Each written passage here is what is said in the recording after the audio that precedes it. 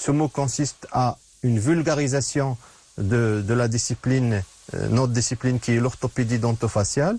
Il est destiné aux praticiens, aux étudiants, mais aussi au grand public pour comprendre à quoi sert l'orthodontie d'une manière générale.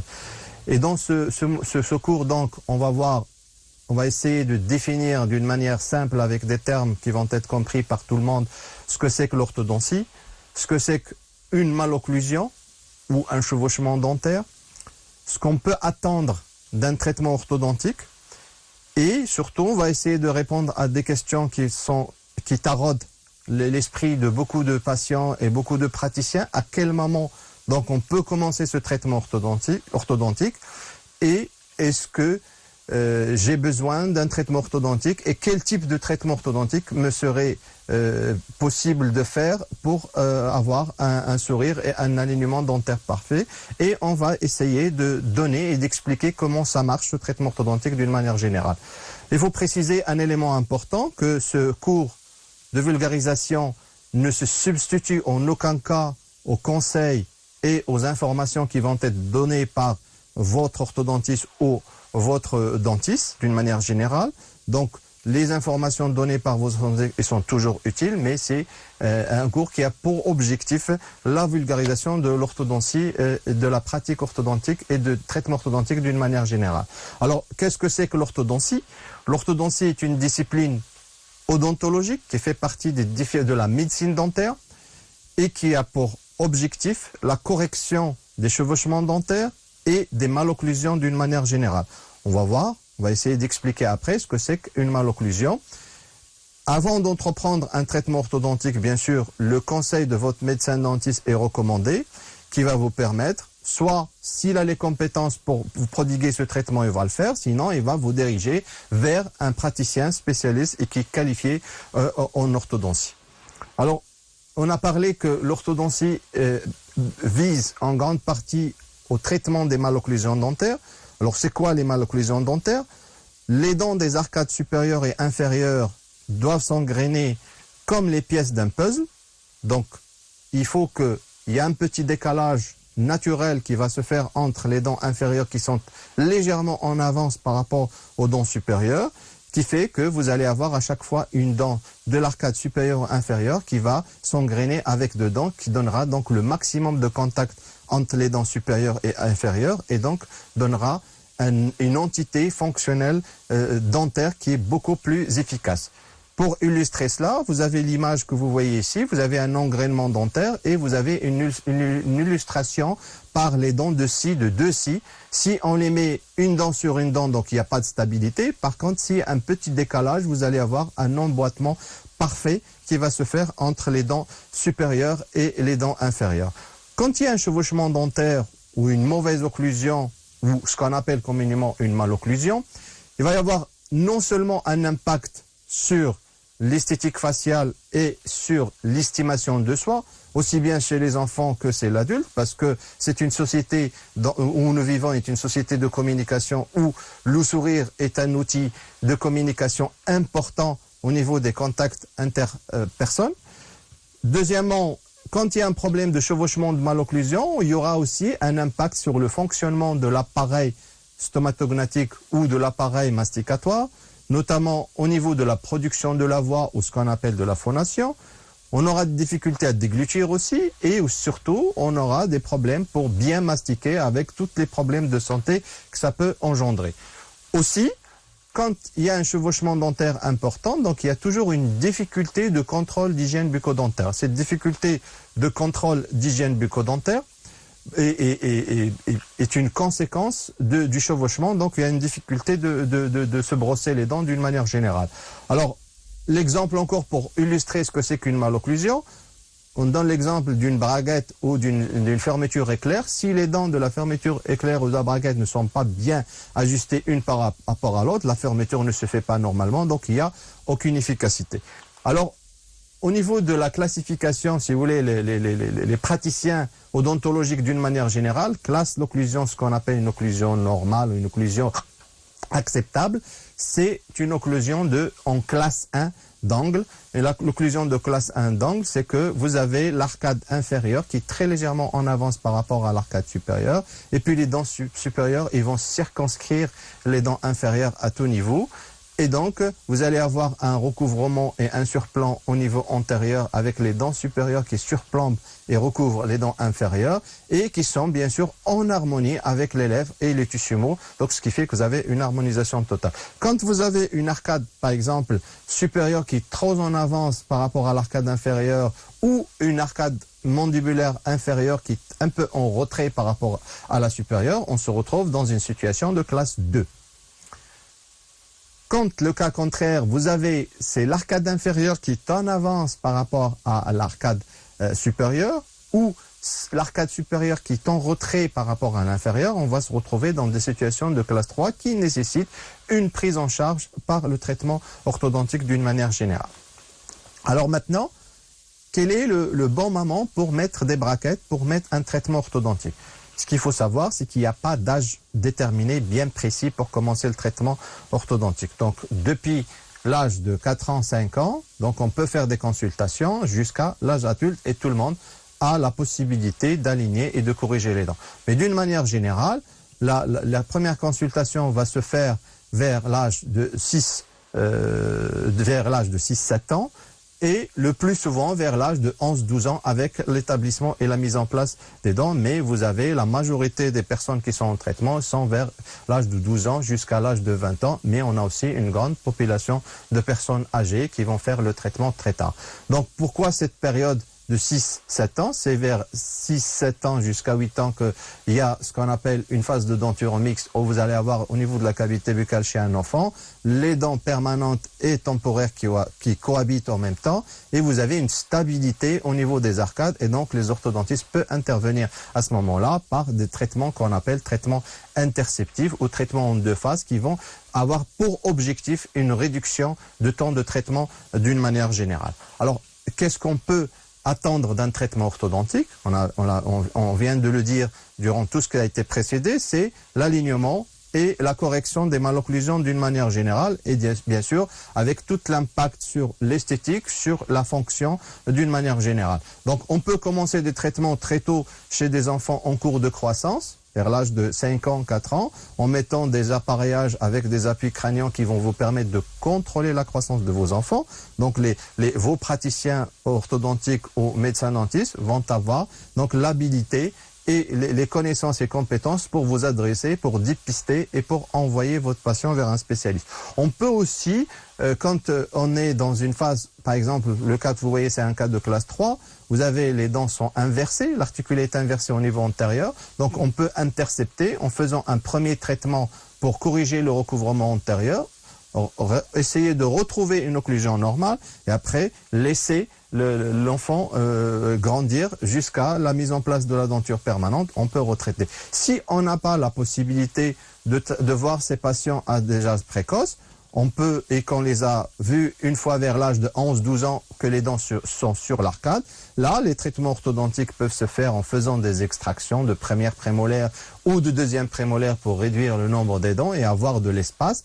Et les traitements peuvent être entrepris pour avoir un alignement parfait et une occlusion normale. Quand sur d'autres cas, vous avez des décalages importants entre les dents supérieures et inférieures, c'est toujours chez des adolescents, donc on va entreprendre un traitement. Et accompagné par le traitement orthodontique, il faut savoir que la moyenne de traitement orthodontique varie entre 1 an et demi, 2 ans, maximum jusqu'à 3 ans. Et il va y avoir un suivi jusqu'à la mise en place de la denture et jusqu'à la fin de croissance. Comme vous voyez sur ce patient, on l'a vu à l'âge de 11 ans, 12 ans et on l'a suivi jusqu'à 16, 17 ans avec l'installation de l'occlusion. Donc il y a de la croissance, il y a du changement et en même temps, vous avez l'installation de l'occlusion et aussi vous avez des changements profilaires de l'enfant jusqu'à la première date de consultation. Une fois le traitement est fini et en post-contention, c'est-à-dire après la stabilisation du résultat obtenu par le traitement orthodontique. On peut faire aussi des traitements chez des personnes qui sont beaucoup plus âgées, des adultes. Chez les adultes, bien sûr, vous avez des dents qui ont été déjà extraites, donc les traitements deviennent un peu plus compliqués. et nécessite des connaissances et des compétences particulières, mais on obtient de bons résultats à ce niveau avec une installation de l'occlusion d'une manière générale, le changement d'arcade et aussi les changements au niveau de la face d'une manière générale parce qu'il y a un impact sur l'esthétique faciale du patient d'une manière générale. Vous avez les changements du sourire avant le traitement et après le traitement. On peut avoir aussi, grâce à l'orthodontie, des traitements interdisciplinaires avec d'autres disciplines pour essayer de restaurer, par exemple, des latérales, des dents, des incisives latérales risiformes en faisant de l'espace, en alignant les dents et en redonnant un environnement favorable pour la restauration prothétique qui donnera un rendu esthétique meilleur, comme vous voyez sur ce patient. Chez les patients aussi qui ont des parodontes réduits, avec un problème au niveau parodontal, l'orthodontie n'est pas contre-indiquée. Donc, une fois que le traitement parodontal est entrepris par le praticien, on peut, grâce à l'orthodontie, améliorer l'environnement parodontal du patient et aussi avoir une hygiène favorable et un alignement parfait, comme c'est le cas chez ce patient. D'autres situations, on peut voir d'autres patients adultes avec des canines qui sont ectopiques et qui sont très disgracieuses au niveau du sourire de la patiente, surtout quand il s'agit de jeunes filles. Et donc, le traitement orthodontique va permettre un alignement et une mise en place de la denture d'une manière générale. Maintenant, de quel type de traitement ai-je besoin? Donc, vous avez plusieurs possibilités de traitement. Donc, une fois que le besoin est établi par un dépistage ou par une consultation, que vous avez préparé votre dossier orthodontique par le praticien qui fait le diagnostic et le plan de traitement qui va vous proposer un plan de traitement. Maintenant, le moyen qui va vous permettre de traiter, ce sont les braquettes ou d'autres moyens. On va essayer de passer en revue les différents moyens qui existent et le moyen le plus sûr, le plus utilisé, le plus communément utilisé, ce sont les braquettes. Donc, c'est des petites appareils métalliques qui vont être bloqués, collés sur toutes les dents et un fil qui va passer sur les dents. Donc, on peut, grâce à ces appareillages, corriger les alignements dentaires et traiter les patients. Donc, vous avez le patient en début de traitement, le patient avec, une fois qu'il a mis son appareil et le résultat final après la fin de traitement. On peut aussi utiliser différents types d'appareils. Vous avez les appareils, les braquettes, ce qu'on appelle les braquettes autoligaturantes qui donnent un peu plus de facilité pour le praticien et qui sont très demandés par les patients. Donc ça aussi, c'est un autre moyen de traitement. On peut aussi avoir des braquettes qui sont beaucoup plus esthétiques chez les patients qui ont des exigences esthétiques, notamment des braquettes qui sont en céramique blanche, qui sont moins visibles que les braquettes métalliques. Il y a des patients aussi, surtout pour les adultes, qui ont des exigences esthétiques beaucoup plus importantes, qui ont des responsabilités professionnelles qui ne leur permettent pas de porter des appareillages visibles. Donc, on a ce qu'on appelle les traitements orthodontiques esthétiques qui vont se faire en lingual par des appareillages qui vont être collés en lingual ou par des gouttières transparentes où le praticien va vous donner plusieurs gouttières que vous allez changer régulièrement en faisant des contrôles chez lui jusqu'à la mise en place et l'installation de votre occlusion et que le traitement est complètement fini. Maintenant, comment ça marche ce traitement orthodontique, c'est comment on arrive à déplacer les dents. Donc, on arrive à déplacer les dents grâce à la particularité anatomique de la dent. Donc, une dent est formée par une couronne, une racine. Il est inséré à l'intérieur de l'os et il est relié à l'os pas directement, mais par ce qu'on appelle un ligament alvéolo-dentaire. Et c'est grâce à ce ligament alvéolo-dentaire qui est en perpétuel remaniement avec l'os qu'on va avoir donc une amélioration et un déplacement de la dent. Et on a remarqué, lorsqu'on applique une force sur la dent par l'intermédiaire de l'appareil, donc il va y avoir d'un côté une compression au niveau du parodonte, de l'autre côté une traction, et à partir de là, donc il va y avoir un remaniement osseux avec une formation d'os d'un côté, une résorption de l'os, tout en maintenant cet espace desmodontal, et c'est comme ça qu'on arrive à avoir un déplacement dentaire d'une manière générale. Voilà un peu, on a passé en revue les différents aspects du traitement orthodontique.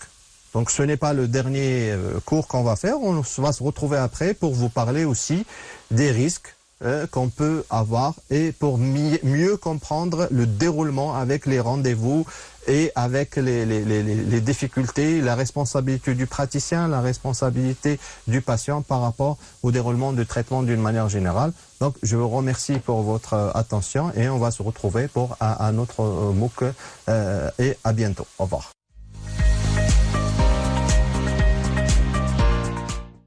Donc aujourd'hui, on va parler des définitions et terminologies en orthopédie dentofaciale. Donc c'est un chapitre essentiel, introductif, qui va nous permettre d'avoir toutes les connaissances nécessaires par rapport à la terminologie et le vocabulaire utilisé en orthopédie dentofaciale. Donc avant qu'on entame ce chapitre, je voudrais faire un aperçu sur l'ensemble du programme qui est destiné pendant ce semestre. On va faire aujourd'hui définition et vocabulaire et terminologie orthodontique.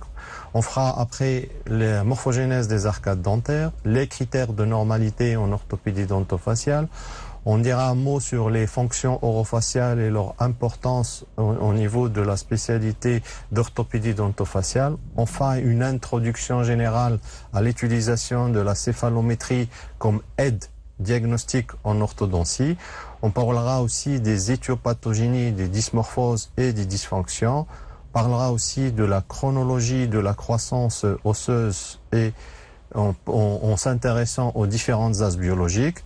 Et on fera aussi un petit chapitre introductif qui va nous permettre de vous initier au phénomène de l'histophysiologie de déplacement dentaire, qui est un phénomène indispensable à l'orthodontie et qui constitue donc la base de la compréhension de déplacement dentaire d'une manière générale. Je vous présente aussi sur le slide que vous voyez ici le programme DTP qui serait en support pendant le deuxième semestre, une fois que le programme théorique a été présenté. Donc aujourd'hui, on va commencer par les définitions, par la terminologie orthodontique d'une manière générale, et on suivra le plan suivant. Donc on parlera de l'étymologie, on définira ce que c'est qu'orthodontie, ce que c'est qu'orthopédie dentofaciale.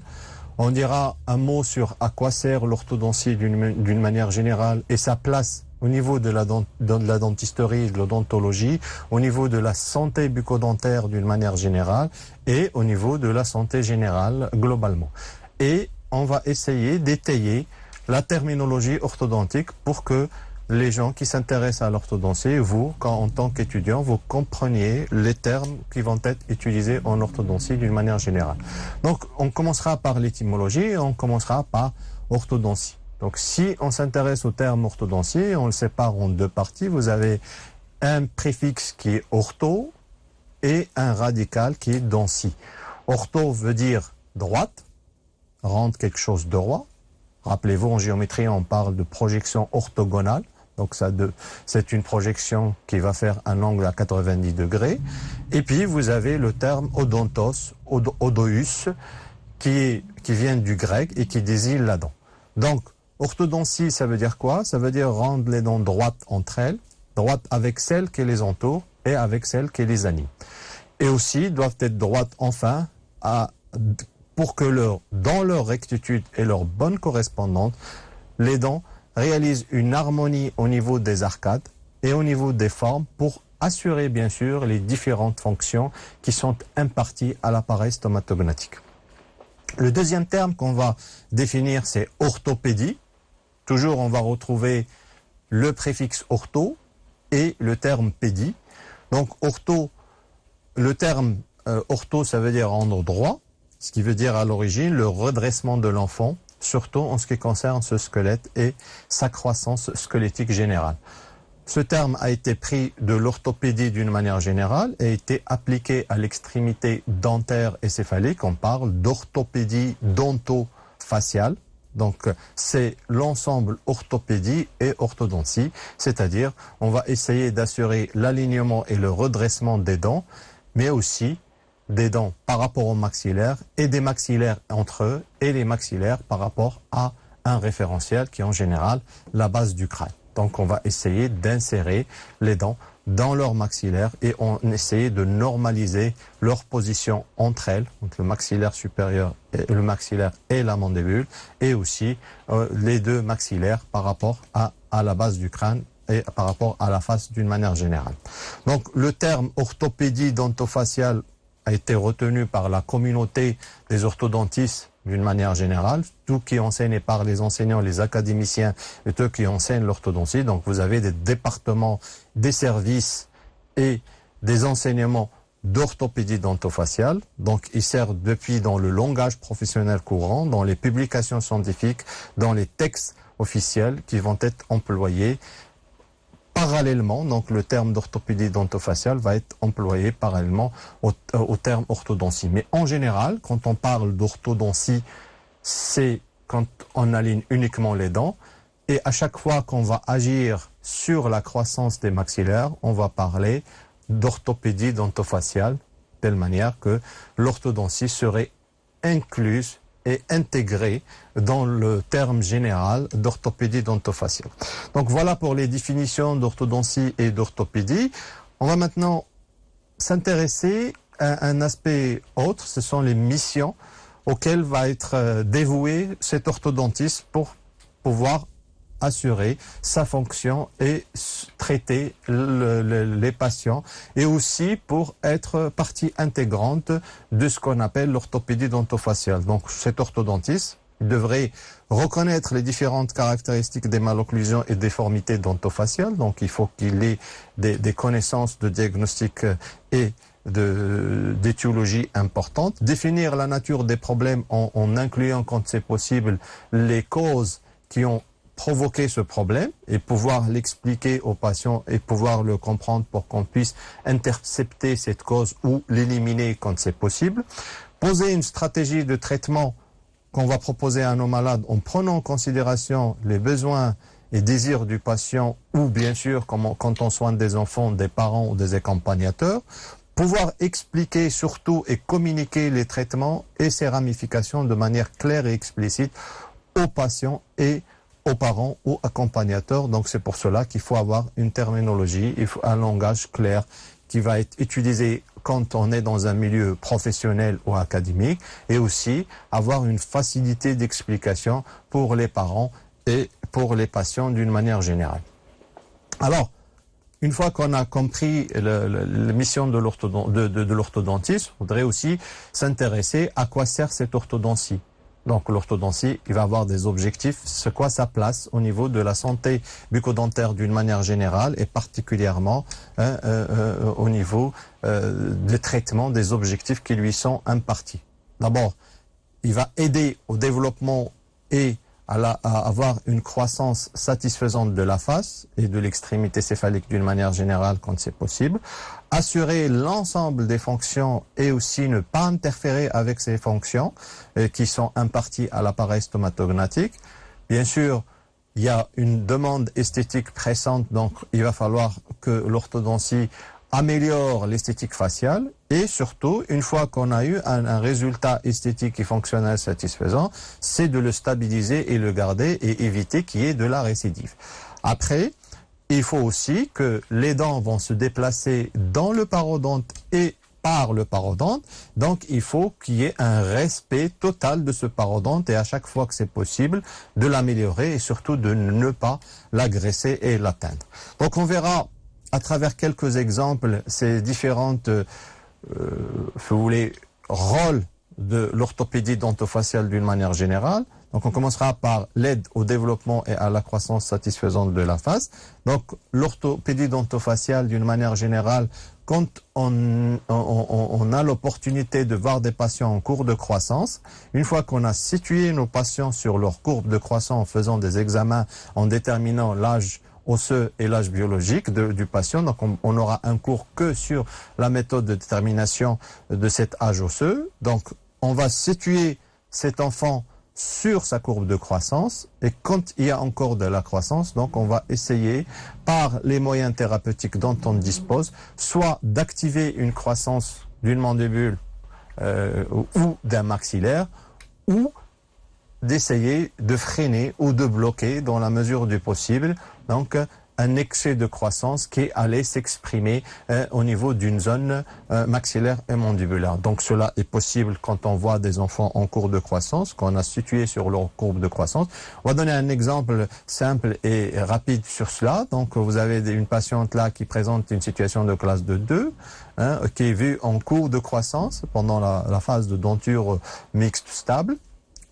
Donc, une fois que les examens sont réalisés, que la céphalométrie est faite pour faire un diagnostic bien précis de la patiente en faisant les analyses nécessaires, donc le traitement va consister à faire de l'orthodontie, essayer de redonner un environnement favorable aux dents et aux maxillaires pour faire leur croissance et indirectement, on va agir au niveau de la croissance des maxillaires et de la mandibule, ce qui permettra donc un accompagnement de la croissance et donc le traitement va être inséré au niveau de la croissance et va être individualisé pour cette patiente, pour sa prise en charge. Et donc, vous voyez qu'il y a une amélioration esthétique après la première phase de traitement. Et donc, vous voyez qu'il y a aussi une amélioration de croissance et un accompagnement de croissance, mais aussi un accompagnement esthétique. Donc, la deuxième rôle, qui est imparti à l'orthopédie dentofaciale, c'est d'assurer les différentes fonctions qui sont assurées par l'appareil stomatognatique. Donc, vous savez, la fonction de déglutition, de mastication, de phonation, de mimique aussi et de communication. Donc, chez les enfants en cours de croissance, il y a beaucoup de parafonctions, il y a beaucoup de dysfonctionnements qui vont apparaître. Et à chaque fois qu'il y a un dysfonctionnement qui est diagnostiqué et posé, donc, l'orthodontiste a la responsabilité donc d'intercepter ces dysfonctionnements, comme c'est le cas ici sur un patient qui présente une scission de pouce latérale qui a provoqué une déviation latérale. Donc, il y a un accompagnement par de la rééducation. Après, par la mise en place d'une grille anti-pouce qui va essayer de bloquer la mise en place du pouce pour éliminer cette parafonction. Et là, on va essayer après d'aligner les dents et de les placer dans une rectitude normale pour assurer leur fonction et pour stabiliser le résultat pour que les dents participent aux différentes fonctions auxquelles ils sont impartis. On va voir chez une patiente encore plus âgée, avec une béance antérieure secondaire à une parafonction d'interposition linguale antérieure. Donc le traitement ortho permettra donc de fermer cette béance et d'installer l'occlusion et de permettre à la patiente d'avoir une bonne déglutition, une déglutition normale, d'avoir aussi une phonation normale parce que les appuis linguaux vont être modifiés par le changement de position des dents. Donc, vous avez une synchronisation au niveau du fonctionnement des différentes composantes de l'appareil stomatognatique. L'orthopédie dentofaciale aussi assure une des fonctions pour lesquelles il est plus sollicité et demandé par les patients, c'est l'amélioration de l'esthétique faciale. Vous savez que les dents, à travers le sourire, jouent un rôle fondamental au niveau de l'esthétique faciale. Et par là, lorsqu'on améliore l'alignement dentaire, on améliore la qualité du sourire. Et donc, il y a un impact direct de nos patients, donc comme c'est le cas ici, donc l'alignement et le positionnement correct des dents par rapport aux lèvres et par rapport aux arcades, par rapport aux dents, donc donnera une meilleure insertion de ces dents dans l'esthétique faciale globale et donc on va avoir une amélioration de l'esthétique faciale, mais aussi il va y avoir d'autres effets par là, une amélioration de self-confidence, de la confiance en soi, de self-esteem aussi, l'estime de soi, et aussi de la confiance sociale d'une manière générale. Donc on peut aussi agir au niveau de la qualité de vie de notre patient et donc la perception de leur état de santé va être différente avec l'amélioration de l'esthétique faciale d'une manière générale. L'orthodontie aussi devrait aussi éviter les récidives, donc pas une fois que le traitement est fait, et donc on ne devrait pas revenir à l'état initial, soit partiellement, soit totalement. Et donc, quand on fait de la bonne orthodontie, en mettant de bonnes contentions, donc il y a une stabilisation du résultat qui permettra d'éviter les récidives d'une manière générale. C'est ce qu'on a eu sur ce genre de patient. Donc, on a un accompagnement durant toute la durée du traitement, et donc il y a une stabilisation du résultat. L'orthodontie aussi permet d'améliorer et de ramener une meilleure qualité parodontale à chaque fois que c'est possible, même chez les patients qui ont un parodonte réduit. Donc le tout, c'est de ne pas provoquer tout d'abord primum non serré. Donc quand on intervient, il faut pas nuire. Tout d'abord, ne pas nuire. Et à chaque fois qu'on peut par nos traitements orthodontiques, améliorer la qualité de parodonte. Donc, c'est un élément supplémentaire, comme c'est le cas chez cette patiente qui présente déjà un parodonte réduit. C'est une jeune patiente qui avait une parodontite agressive, donc chez qui le traitement orthodontique a permis de remettre les dents en place, et donc ça permet d'avoir un environnement, une architecture parodontale qui est beaucoup plus favorable chez cette patiente. Donc, voilà un peu le rôle de l'orthodontie d'une manière générale. Maintenant, on va aller rapidement sur la terminologie qui est utilisée. Donc, on va expliquer d'une manière simple la terminologie qui est utilisée en orthodontie. Donc, en orthodontie, pour qualifier les anomalies, on va utiliser trois choses. Un radical qui va nous désigner le siège de l'anomalie, un préfixe qui va nous donner le sens de l'anomalie. Pour avoir plus de précision, donc, on va rajouter un qualificatif pour avoir plus de précision sur le siège d'une manière générale. Donc, sur ce tableau récapitulatif, donc, on a les différentes régions de l'appareil stomatognatique avec le radical, qui est en général un radical issu de la langue grecque et qui est utilisé pour désigner la structure à laquelle on s'intéresse. Vous savez, pour les lèvres, vous avez cheli. Pour la saillie mentonnière ou le menton, vous avez génie. Pour les mâchoires, vous avez gnassi, maxilli ou mandibuli. Pour l'ensemble de la tête, vous avez céphalie. Pour la face, vous avez la prosopie. Et pour la langue, on parle de glossie. Quand on parle uniquement de la branche montante de la mandibule, on parle de rami, pour désigner le ramus. Pour l'os alvéolaire, c'est alvéoli. Et quand on s'intéresse aux dents, on peut s'intéresser directement à la dent, on parle de dent-scie. Soit on s'intéresse à la manière avec laquelle les dents vont se mettre en occlusion, on parle de clusion ou clusie. Pour compléter cette terminologie, donc vous avez le radical. Après, on va rajouter un préfixe qui va qualifier le caractère normal et indiquer soit dans le sens vertical, soit dans le sens sagittal, soit dans le sens transversal, soit nous donne une idée sur les anomalies de volume. Donc, quand il y a un problème vertical, on va parler de supra quand il y a un recouvrement exagéré, infra quand il y a une béance, normaux quand on estime que le recouvrement ou que la position est correcte. La même chose dans le sens sagittal, antéro-postérieur, donc on va parler de pro quand des dents ou une arcade avance trop en avant, normaux quand c'est normal, et quand c'est en retrait, on parle de rétro. Dans le sens transversal, quand il y a une déviation vers un côté, on va parler de latéro-déviation. Quand c'est réduit complètement dans le sens transversal, on parle d'endo. Quand il y a un excès, on va parler d'exo. Les anomalies de volume aussi peuvent être qualifiées, et dans ce cas par ce préfixe. Quand il y a une augmentation de la taille, du volume de la pièce osseuse ou de la dent, on parle de macro. Quand c'est réduit, micro. Hyper, hypo quand il s'agit de la longueur. Dans le sens aussi transversal, on parle de euri ou lepto. Et on parle aussi de dolicho ou de brachie pour qualifier aussi la position des maxillaires ou d'une pièce osseuse d'une manière générale. Pour avoir plus de précision, donc on va rajouter des qualificatifs qui vont soit s'intéresser au siège, soit s'intéresser aux arcades, soit s'intéresser de côté quand il s'agit d'une anomalie de sens transversal. Donc on peut s'intéresser du siège, on peut rajouter total, partial, jugal, labial. Quand il s'agit d'arcade, on peut rajouter maxillaire, mandibulaire.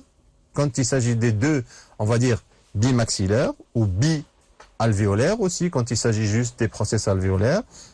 Quand on a une latérodéviation, par exemple fonctionnelle, on va dire du côté droit, du côté gauche. Quand c'est symétrique, on va dire que c'est symétrique. Quand c'est asymétrique, on va dire que c'est asymétrique. Et on va préciser le côté vers lequel la symétrie est faite. Pour les dents aussi, la position des dents sur les arcades. Donc là, beaucoup plus, on peut rajouter plus de qualificatifs. On parle de supra-infra. Quand une position mésiale, plus mésiale, ou distale, on parlera de distoposition, mésioposition, vestibuloposition, lingoposition. Quand c'est une gression, on va dire qu'il s'agit d'une égression ou d'une ingression. Quand il s'agit d'une rotation, donc on va dire une rotation, on va définir le sens de la rotation. Et quand il s'agit d'une transposition, donc on va dire qu'il y a une transposition entre une dent par rapport à une autre, c'est-à-dire que quand une dent fait son éruption à la place d'une autre. Toujours pour avoir plus, pour essayer d'étoffer un peu plus cette terminologie, donc ça devient simple. Donc on a besoin d'un radical pour définir le siège, d'un préfixe et d'un qualificatif. Donc on peut dire une proalvéolie supérieure, une biproalvéolie, donc là on n'a pas besoin de qualificatif. On peut avoir une latérodéviation droite du maxillaire, latérodéviation gauche, latéromaxillie droite, latéromaxillie gauche, une endoalvéolie unilatérale, une endoalvéolie bilatérale des deux côtés et une exoalvéolie du côté droit. Donc les exemples, vous pouvez faire l'exercice de constituer, donc de définir les anomalies en faisant la composition du radical, du préfixe et du qualificatif. On peut avoir aussi d'autres situations dans lesquelles on parle de dyskinésie, une terminologie qui peut être utilisée en orthodontie. C'est les dyskinésies, les atrésies ou les incompétences. Donc les dyskinésies, c'est souvent quand il y a un problème, vous avez kinésie qui veut dire mouvement, quand il y a un problème fonctionnel. Donc vous avez une dyskinésie mandibulaire, quand il y a par exemple des luxations discales réductibles ou irréductibles au niveau des articulations temporomandibulaires. On a aussi des atrésies, quand il y a une imperfection de développement d'une pièce osseuse dans sa globalité, qu'on peut avoir des atrésies dans les cas des fentes labiopalatines par exemple au niveau du maxillaire, des maxillaires. On peut aussi avoir des incompétences quand un organe n'assure pas sa fonction, soit par ankyloglossie d'une langue, on parle d'une incompétence linguale, une brièveté de la langue, ou une incompétence d'élève quand les lèvres ne se mettent pas en contact. Donc voilà un peu une introduction générale par rapport à la terminologie, par rapport aux différentes définitions et par rapport au langage et vocabulaire utilisé en orthodontie. Donc on conclut ce chapitre en disant que c'est important de parler le même langage quand on parle à des gens qui sont dans le même métier que vous. Donc l'apprentissage du langage et du vocabulaire est important. C'est un moyen de communication fondamental et que le début de la raison est d'appeler les choses par leur nom. C'est pour cela donc on commence ce cours de ce semestre par ce premier chapitre. Je vous remercie pour votre attention.